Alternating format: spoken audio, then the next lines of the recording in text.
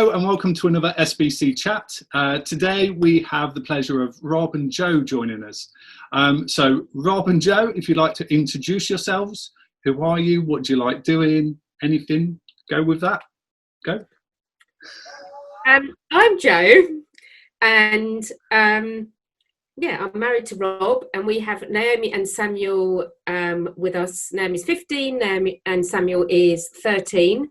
What I like doing, I love reading, that's my pure escapism, but I like being active. So even though I might read for quite a lot, then I need to get up and do something. And we like walking, going to nice tea shops when we could have done. And I'm Rob. I'm married to Joe. I work for Croydon Council. I look after Croydon's property portfolio, so that's managing all of the properties that Croydon own to ensure that they're used most efficiently and that the income that we receive goes to support Croydon's frontline services. So it's been a lot. It's good to work local. I mean, when I used to work in London, the travel could be a nightmare. Here I can get into work in 8 minutes, which is brilliant. It also has its challenges as well, because that means you're never too far if people need you to be in the office. So there are pros and cons of that. But I really enjoy working locally and trying to make a difference to my local community. What do I enjoy doing? Spending time with my wife and family, obviously. Apart from that, I do a lot of fitness kind of stuff. I like playing tennis, as you know, do a lot of running.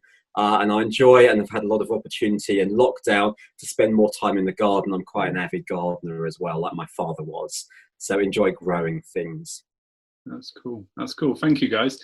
So I think I came around to your house last year and you had a mini kind of veg patch that's going. So has this been extended now? Is it? Very much so, yes. We have beans going across the greenhouse and then down the other side of the wall this year. So, all Rob's doing. I help a little bit with the picking. Yeah. So you name it, we try and grow it. You name it, the slugs will come and eat it, or the squirrels, or the pigeons. So that's our big frustration. Is we try and grow this stuff, and then these animals come and just eat it all. However, the best growth this year was my dwarf bean plant from Waitrose. It has been brilliant. And the worst one was the broccoli that seeded and we never even got past the growth. No, absolutely. So some successes and some losses as well. That's just the way it is for the market gardener. Yeah. So I think a lot of people have started doing allotments and growing veg and stuff like that, which is due to lockdown. Anything else that you've been doing because lockdown has appeared? Anything odd or funny or just you going, why am I doing this? Kind of moments.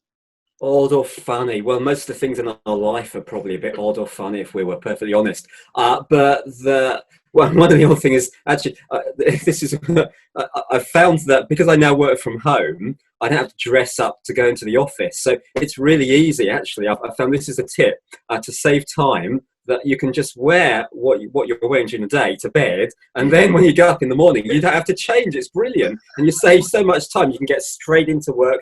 I'm up, get a coffee, and I'm straight in after a couple of minutes. Yeah. I mean, Joe tries to stay away from me. At the best of times, I say, yeah. That's one thing I've learned that you can do. Wouldn't advise it necessarily, but for me, it works.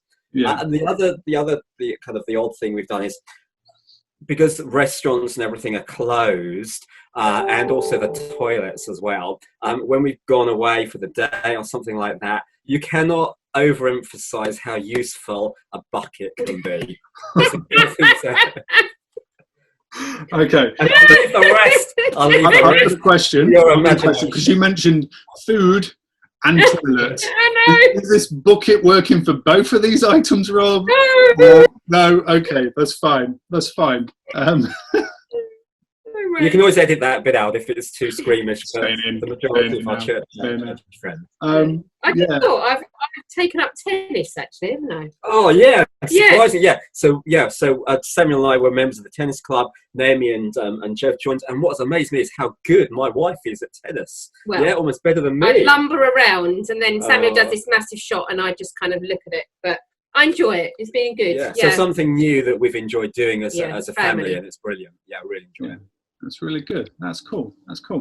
So how has your experience of lockdown been? I know it's eased a lot more, but obviously 2 children having to homeschool. How have you sort of found it as a whole? Really? I think at the beginning it was a novelty. The kids were like, yeah, I'm going to work really hard, and we're going to do this, we're going to do this together. And we did a lot of family stuff together, which was lovely.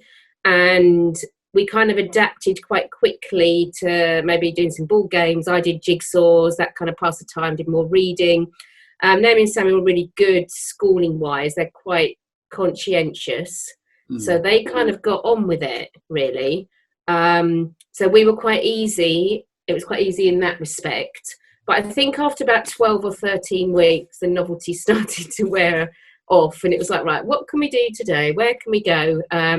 So we kind of made sure we went out for the day. This is where the bucket comes in, on Saturdays, just to get out to see different change of scenery or go for a different walk. So that has been really lovely, having more family time together, doing more stuff together, and just talking and sharing as a family, as well as cooking. We're all good cooks now. We weren't at the beginning. So speak for yourself. Well, no, you were.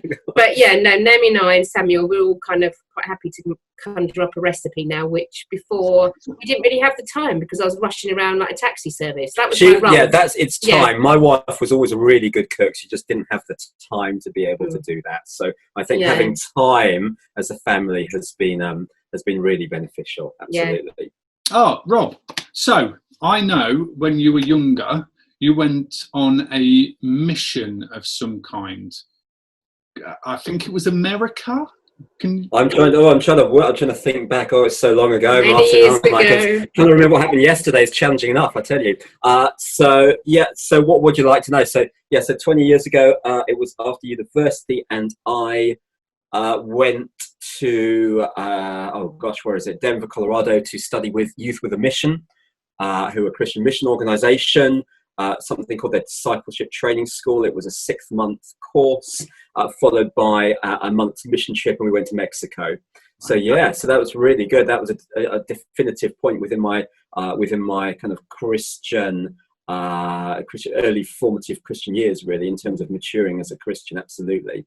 Yeah, loved it. It was great. We were with people from all over the world. It was pretty basic living conditions. And you were hoping to marry an American, but it never happened. No, because obviously it wasn't meant to be. Absolutely, yeah. So, is there a passage in the Bible that's been standing out to you over this time, or one that's just really close to you? I'll tell you what. While she's thinking about that, so something that I've been doing with Samuel. He's grown out of Minecraft. He was really into Minecraft a couple of years ago, and he's not so now. But what we've been doing, I've just found this on his desk, because we've been going through this. If you can read that, we'll get back to front. The unofficial Bible for Minecrafters, and it goes through the whole of the Bible stories from Genesis through Revelation, using Minecraft. And we've been going through that at night together, and it's been really useful to see how God has been working through every event in history, from the beginning right through to the right through to the end. And it makes it, and we've talked about how we're in a challenging situation at the minute, but not as challenging as some of the Israelites have been in at certain times in the past. So, and God has been faithful then, and is faithful now, and will continue to be so. So that's been really useful for us to kind of work through together. Really enjoyed doing that. Well, one that keeps coming back for me in a variety of forms, whether it's through my readings, whether it's through Word for Today, whether it's through listening to things, has been Isaiah 43, 18 and 19. And I'll just read it. Forget the former things, do not dwell on the past. See, I am doing a new thing. Now it springs up, do you not perceive it? I am making a way in the wilderness and streams in the wasteland. And the way that's kind of been sort of speaking to me is that church and our lives probably will never be the same again.